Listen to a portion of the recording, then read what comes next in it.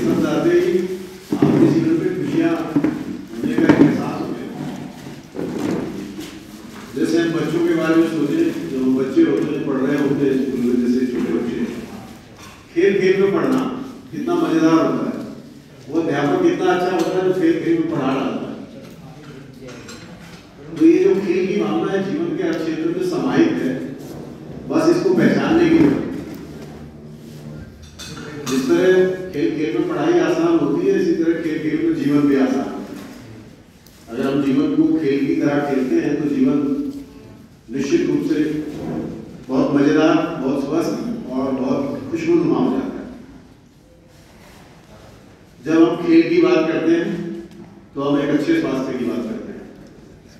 जब हम खेल की बात करते हैं तो हम ऐसे व्यक्तित्व की बात करते हैं जिसके मन में कोई प्रदूषण नहीं, जिसका मन साफ स्वच्छ है। खेल की भावना से ही हृदय ज्यादा तेजी से धड़कने लगता है, ज्यादा काम करने लगता है, ब्लड की अच्छी पंपिंग करने लगता है, और जो तनाव मुक्ति शरीर में आती है खेल से, वो निश्चित रूप से जो शरीर के अंदर चल रहे हजारों केमिकल रिएक्शंस हैं उनको बेहतर करने का काम करते हैं। जब आप ग्रुप में रहते हैं, खेल में ग्रुप में होना, बहुत सारे लोगों के साथ होना, जब हम बहुत सारे लोगों के साथ होते हैं, ये डॉक्टर लोग पढ़ते होंगे जैसे समीना, मेंटल हेल्थ का बड़ा प्रॉब्लम है लोगों का।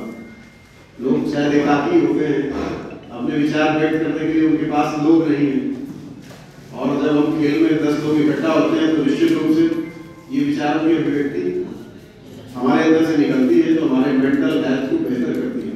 तो जब खेल में हम संतुलित रूप में बैठकर भी बातें करते हैं तो हमारा मेंटल हेल्थ भी बेहतर होता है। और अच्छे मेंटल हेल्थ के लोग निश्चित रूप से सोसाइटी में जितने प्रदूषण फैले उनको दूर करने में सहायक होते हैं। सिद्दीकी साहब का जो प्रयास है, वो प्रयास इनकी खेल भावना का प्रयास है, वरना इस उम्र में आदमी आलस करने लगता है। खेल भावना ये है जिसको जो दौड़ाए रहे। सिद्दीकी साहब ने हमने एक ही वादा किया था कि सिद्दीकी साहब आप बस हमें लिखते रहना, क्योंकि सरकारी कार्यों में बहुत सारा प्राथमिकताएं प्रतिदिन बदलती रहती है। जो हम सोचते हैं कि आज पूरब को चलना है लेकिन पश्चिम को चलना पड़ता है। ये 10 बजे मेरे ऑफिस में आते बस मैं समझ जाता कि हमें किस दिशा की ओर एक कदम उठाना। पूर्व जिलाधिकारी श्रीमान अंकित कुमार अग्रवाल साहब ने जब आप लोगों की बात सुनी तो उन्होंने प्रथम दृष्टया मान लिया कि इसमें कुछ किया जाना चाहिए, और तो हम लोग लगे, हमारे ग्रामीण क्षेत्र की टीम लगी, कहाँ से कैसे हो वो चीजें बनी, और इसकी पत्रावली बनी। पीडब्ल्यूडी से जहाँ साक्षर करा के दौड़ के लाने थे, अब साहब को ये दौड़ के लाए। जब इनको पता लगा कि मेरा ट्रांसफर भी हो गया तो ये और तेज दौड़ने लगे,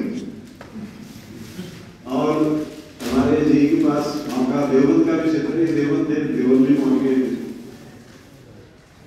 इस तरह पहुँचते पहुँचते लास्ट डे में अभी इसका क्षेत्र का एक बैठक, बोर्ड बैठक होगा जिलाधिकारी महोदय की अध्यक्षता में, वो फाइल तैयार हो चुकी थी। मैं भी उस फाइल को लेकर चला गया, और उस फाइल को जब वर्तमान जिलाधिकारी के सामने रखा गया, वो एजेंडा बिंदु में नहीं था, तब तक एजेंडा बिंदु में नहीं गया था, लेकिन उस फाइल को रखा गया तो वर्तमान जिलाधिकारी महोदय ने उसको काफी पॉजिटिव लिया, और ये भी कहा कि बाकी लोग खेल के मैदान नहीं बना सकते क्या बाकी तस्वीर,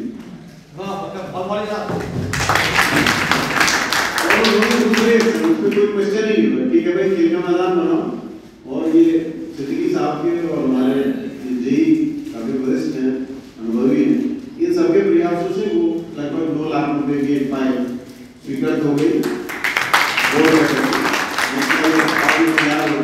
अंतिम दौर में इसके अलावा सार्वजनिक रूप से हमारे जो चेयरमैन हैं उनके पुत्र ने भी वादा किया है कि उसमें और भी काम होने, तो अभी शायद वो बाहर है। हम लोग उनको समय समय पे याद दिला के जगाते रहेंगे, और निश्चित रूप से वो अपना वादा पूरा करेंगे, तो ये खेल का मैदान और बेहतर हो जाएगा। इसमें असंतोष से मेरा ये कहना है कि इसमें गलती से एक चीज हो गई, इसमें इसमें एक वेदर डिपार्टमेंट का एक इक्विपमेंट लगा है, वो किसी ने ध्यान नहीं किया। जब हम लोगों का जांच में आया वहां से बोर्ड से कि आपके यहाँ इक्विपमेंट लगा, तो यहाँ किसी को नहीं पता था कि तहसील में कहाँ लगा। वो कह रहे साहब हम तो लगा गए, तो जब वो दिखवाया कि पता चला इस हॉकी के मैदान में लगा हुआ है। तो इसमें हमें बोर्ड और भी उन्होंने उसको गेम उसमें चल जाएगा, वहाँ पे एक ट्यूबवेल है नगर पालिका, वो ट्यूबवेल भी हटेगा, साहब ने वादा किया है। प्लस ये जो हमारा वेदर इक्विपमेंट है, इसके लिए भी राजस्व परिषद से थोड़ा लिखा पढ़ी करना पड़ेगा। वहाँ पे बराबर में मिलिट्री कॉलेज है जिसमें टंकी बनी है, उसी मैदान में ये हमारा आराम से शिफ्ट हो जाएगा। और शिफ्टिंग अगर विभागीय पैसे की समस्या होगी तो शिफ्टिंग के लिए हमारे चेयरमैन साहब भी, उनके पुत्र भी काफी एक्टिव हैं जो मैं दिया गया, तो शिफ्टिंग का काम उनसे करा लिया जाएगा। तो जैसे ये सारी चीजें होंगी तो निश्चित रूप से जो बीच में गैप आ गया था, आपने कहा कि गेम्स के बीच में जो गैप आ गया था प्रदर्शनी लगने से या गड्ढे होने से या पानी भरने से, ये गैप भर जाएगा। और जब ये गैप भरेगा, इस गैप के बढ़ते निश्चित रूप से हॉकी की नई नस्ल जो पुराने खिलाड़ियों से सीखेगी, वो पैदा होगी।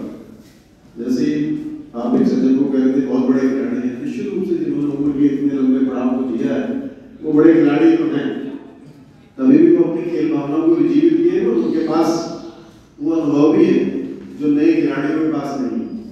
नए खिलाड़ियों जो छोटे खिलाड़ियों के पास नहीं है, बड़े खिलाड़ियों के पास है। तो इस साइनिंग हॉकी तरफ निश्चित रूप से ये सब बड़े खिलाड़ी हैं और मुझे गेम में जाने का मौका भी दिया था। इनका उत्साह देखकर मुझे भी आनंद आया और हम सब वो प्रयासों में लग गए जिससे ये मैदान अच्छे से तैयार हो जाए और जब अच्छे खिलाड़ी पैदा होंगे तो वातावरण भी अच्छा होगा और जो मानसिक प्रदूषण है कहीं वो दूर होगा। हमारे बच्चे भी जब देखेंगे खेल भावना से शारीरिक रूप से स्वस्थ होंगे तो निश्चित रूप से जो काम उनको करने हैं, जो दायित्व उनके उस समय उन दायित्वों को पूर्ण करने में उनको ईजीनेस होगी। तो मैं पूरी हॉकी क्लब को इस बात के लिए बधाई देता हूँ कि उन्होंने इस मसाल को जलाए रखना और अभी और जलाए रखने की जरूरत है। और ये मसाल निश्चित रूप से जब आप जलाए रखेंगे तो अगली पीढ़ी निश्चित रूप से वो पाएगी जो एक गैप के बीच में एक पीढ़ी गुजर गई उसको नहीं मिल पाया। तो मैं आप लोगों को, आपके इस प्रयासों को, आपकी खेल भावना को और आपके खेल में जीने को साधुवाद देता हूँ। ये खेल भावना आप अपने में बनाए रखें और अगली पीढ़ी को भी दें, तो निश्चित रूप से यहाँ का शहर का माहौल बेहतर होगा। आशुतोष कुछ स्पोर्ट्समैन रहे हैं तो निश्चित रूप से आप लोगों को स्पोर्ट्समैन मिल गया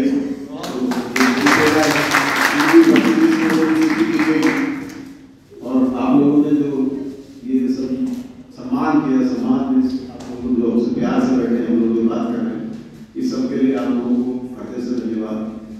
जय हिंद, जय भारत।